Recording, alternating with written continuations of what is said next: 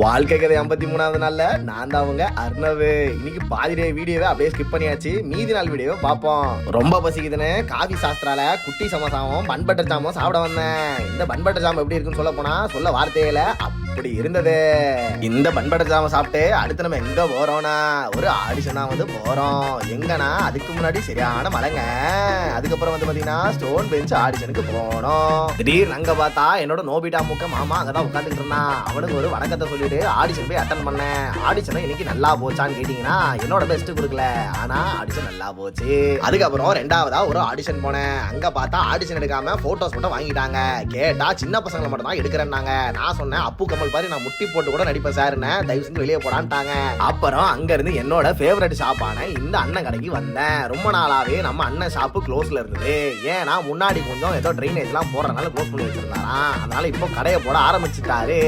இவர் போடுற பேல்பூரிக்கு நான் அடிமை ஆயிட்டேன். ஏன்னா அந்த மாதிரி போடுவாப்புல பேல்பூரியே சொன்னேன். நீங்களும் இந்த கடைக்கு வந்தீங்கன்னா கண்டிப்பா இந்த பேல்பூரியை சாப்பிட்டு பாருங்க, அருமையாக இருக்கும். மாங்காலாம் போடுவாப்புல.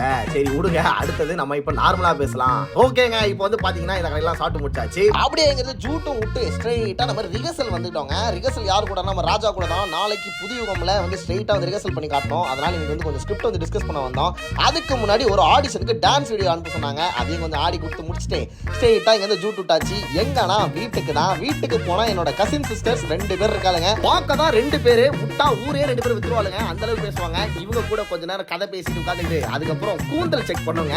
3 பேருக்கு முடி அதிகமா இருக்குல்ல அப்படின்னு ஒரு செக்கை ஒன்று போட்டு இன்னைக்கு வீடியோ முடிக்கலான்னு பாக்குற நேரத்துல நைட்டு 1:30 மணிக்கு பசிக்குதுன்றாளுங்க. அதனால நாங்கெல்லாம் திருட்டுத்தனமா ஐஸ்கிரீம் வாங்கி சாப்பிட்டோம். அந்த ரூம்ல எங்க ஃபேமிலி இருந்தாங்க. இந்த ரூம்ல உட்காந்து ஐஸ்கிரீமா சாப்பிட்டு வீடியோ முடிச்சுக்கிறேன். பாய்.